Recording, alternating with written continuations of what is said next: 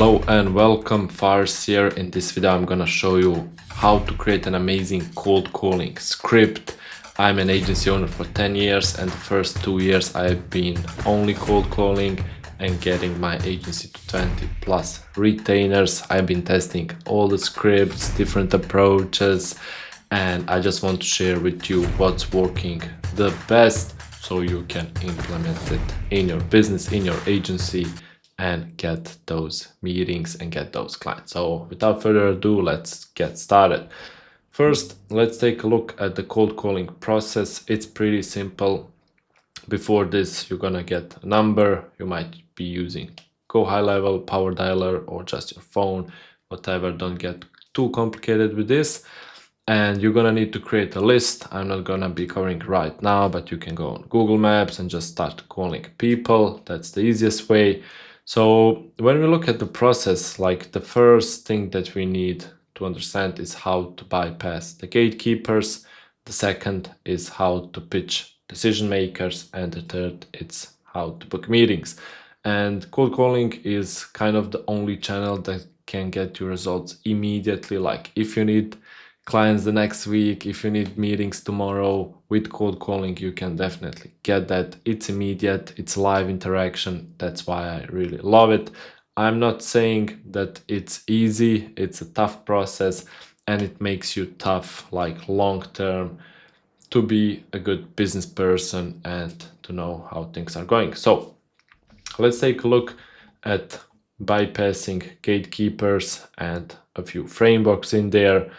Let's zoom in here. So when you know the name and when you don't know the name, these are the two interactions that you're gonna have. And I always recommend, if you can get a list with names, either you will do the research or you're gonna pay someone maybe on Fiverr to create the list with names, business owner names. It's easier. Definitely, I know if you're just starting out, you won't have the money to invest, so you can do it yourself or just create or buy lists without the names. I'm gonna cover both.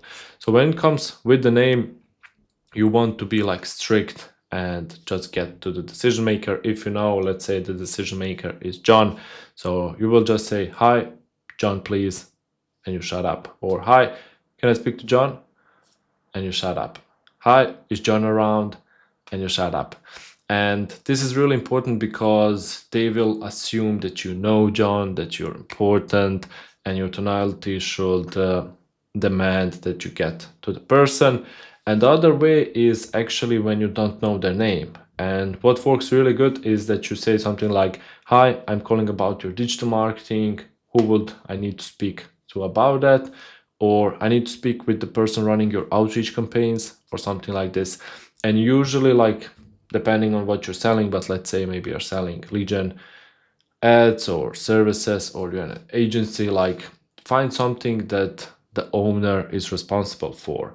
And you will come up like support from Facebook maybe, or from someone who just want to get to the person, and you don't want actually to pitch the gatekeeper. Never give too much information because the gatekeeper cannot make the decision. And you will get sometimes objections like, "Okay, who's calling?" and you just say, "It's Faris," like you shut up. And you don't need like to get hesitate and then start explaining stuff. And then objection, "What is it regarding?" "It's personal business matter," he'll understand. Or, "It's regarding your growth," he should understand what it's about, and stuff like that. The third objection could be, "Will he know what this is about?" He should, yes. So keep it simple, keep it straight, and just try to get to the decision maker, because on the second one it's a lot tougher, to be honest. Usually, like in the point, I have been doing it without first names, and the conversion rate and speaking to the decision maker rate is a lot lower than when you know their name. Because when you know their name, they just answer and you're like, "Hi, can I speak to Mike?" And like, "Who's there?" "Oh, it's Faris."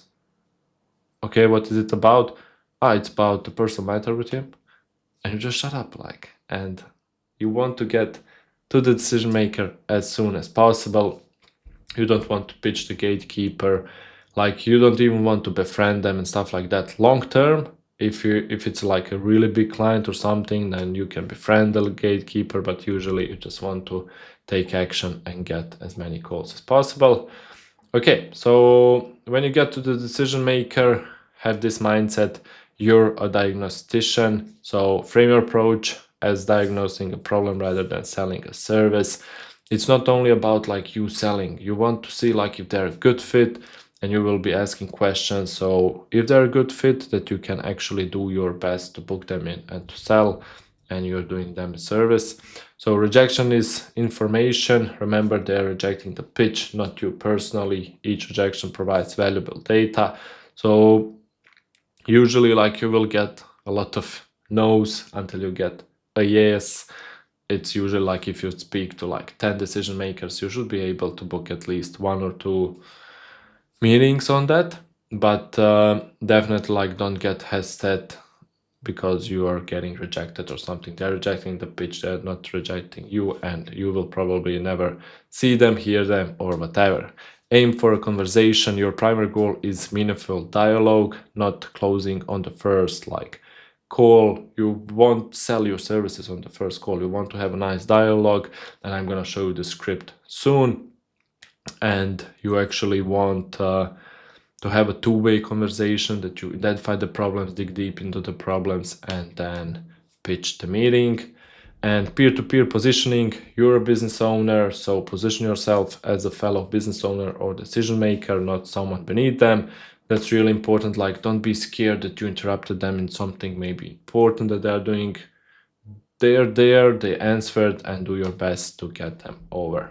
Okay, so the cold call DNA, when it comes to the script, I have it usually in 4 parts: the opener, qualifying questions, value pitch, and the close. So the opener is to grab attention quickly, disarm with refreshing honesty, and start two-way conversation. You want to be different. They probably answered yesterday or today a similar call, and if all sales people like, hey, Fars here, I'm just calling about selling you this and this and growing your business, like you will sound like everyone else. You don't want to do that. You want to be unique, and I'm going to show you a nice way how to do that. You want to have qualifying questions, build trust through listening, spark genuine curiosity, uncover meaningful pain points. In the script that I'm going to show you, like when you ask, are you having trouble with that? I suppose you're not dealing with something like that, and they will probably say, yes, I have a lead quality problem. And then you want to dig deeper into that, like, okay, what do you mean really about that? Like, how many leads did you get? What's the percentage of the quality? Like, you want to go into the pain. So when you build enough pain and when you switch it to your like solution, that you can actually close them in for a call. Value pitch, connect to their specific needs, paint the before and after, and be concise and compelling. And then the close, ask for specific next steps, book the appointment, handle light objections, and usually try to book the appointment yourself. Don't send like calendar links, go high level links or something. Take the email, fill it out, and then after booking them in, just send some kind of email, like with maybe you're presenting, if you have testimonials or something. Okay, so let's go over the script and role plays. So the opener, the one that's really working good, and your job is in 10 seconds to earn their permission, disarm the prospect, and set the tone. And it's like a permission-based opener. You will say something like, hey, Mike, this is Faris. Look, I'll be totally upfront. This is a cold call. You can hang up or give me 30 seconds and decide if it's worth a call. Sound fair? And this opener works because it's honest, human, disarming. It gives them control, and it earns you real permission to pitch. And it's really good because when they say, yeah, you got 30 seconds, like they will really listen, compared if you just start the pitch and you try something. They will listen because they agreed to listening. It's completely different. And if they say, yeah, no, then you don't want like to go in circles. Okay, thank you, have a great day, and you just go on, because cold calling is a quantity number. It's not about like calling 10 numbers a day and you call it a day. That's it. Okay, 2 conversation styles. So the first one is value-based framing, high confidence, outcome oriented. You show results and ask directly if they're open. So let's say you're a salesperson, you say like they agreed for the pitch, you say something like, awesome, thanks, I help niche business like your company or your like company that you're working with, book 20 to 30 extra high qualify appointments per month on a complete results basis using a hybrid of ads and automated follow-up. Sound like something you're working on or interested in, and you want to get the first like response, hopefully a positive one, like yeah, a bit, or we are already doing something like that, and you need to be prepared how to go over these. So a scenario could be that you say, nice, what's working well for you so far? So you want to start this two-way conversation, or good to hear, if you had a magic wand and could improve one part of that system, what would it be?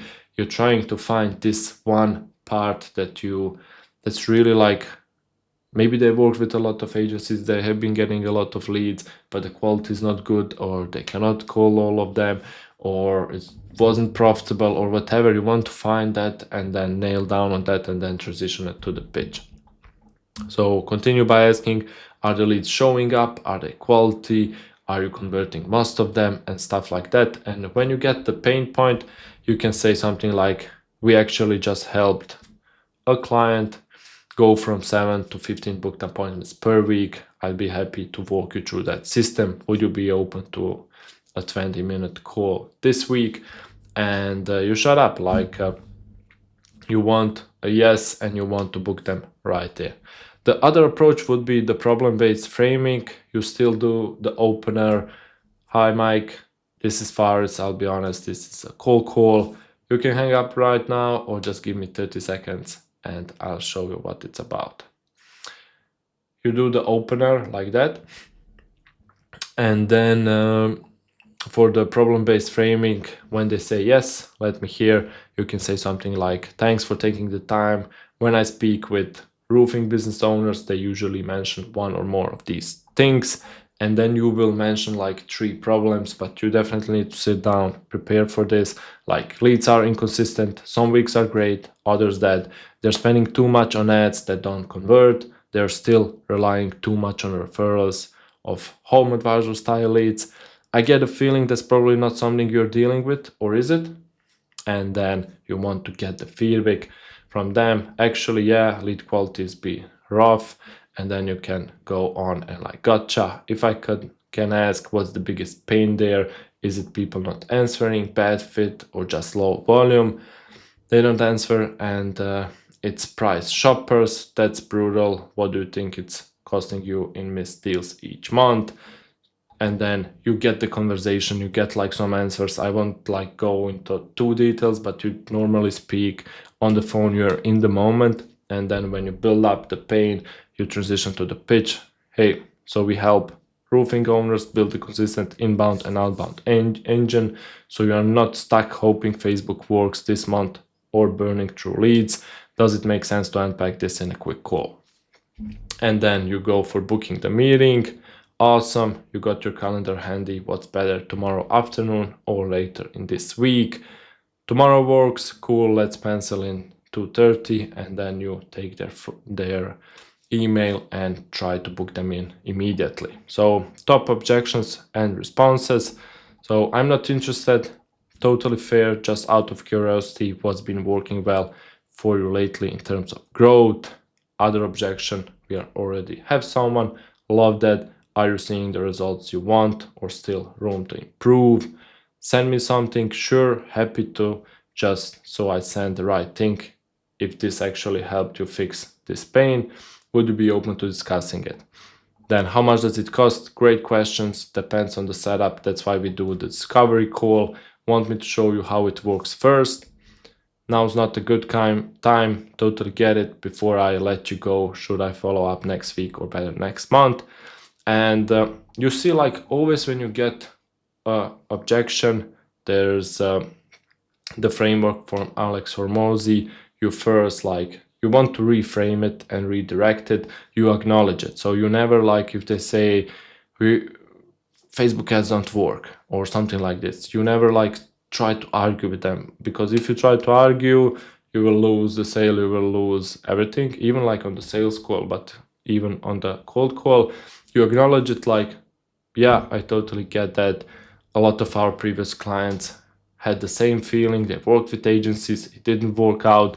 But I'm curious, like, what do you really think when you say Facebook ads not working? The lead quality, the volume, or it's something else? You like redirect it and you ask the question, because the person asking the questions is the person who's in lead. Because if you start answering questions, you're just there disarmed and you're not leading the call anymore, and it's done, right? So you always want, like, you have split seconds right in there. So if they catch you off guard, like you're doing this a lot, they're not prepared, you should be prepared. And you can always get a few seconds, like if they really say something that you're not prepared of, like, I tried with 5 agencies, but it never works. And then you can say, got it. So you tried with 5 agencies and it didn't work, and you want them to again, like, yes, I did it, and maybe they have something if you don't have the right answer at the moment. And then when you get an idea of the right answers, you can then transition, like, I totally get it. We just had a client that we onboarded last week. He had the same thing in mind, like he works with even 7 agencies. They all have been promising stuff, they didn't deliver, and there's a huge problem in the market. But have you been considering and doing this, maybe your unique approach or something, and then you want to redirect it and steer it in your direction so that you are leading the call, okay? Okay, so summary and action steps: choose your tone, high energy and curious and consultative, nail the opener, 10 seconds of confidence, test both styles, direct impact, curiosity, consult, practice objection handling, and yeah, track results and everything. This is just like me going over the script, and I hope this helps you a little bit. But at the end, like, think of the opener, be unique, think about the little pitch, problem-based, value-based, that you get the conversation going, dig deeper into their pain points, into what's hurting them, and when you get that, transition to the pitch tied to that pain point and ask for the call. And be ready for objections, okay? All right, if you found this useful, join my free school group, check out my other videos, like, share, subscribe. Thank you, and see you in the next video.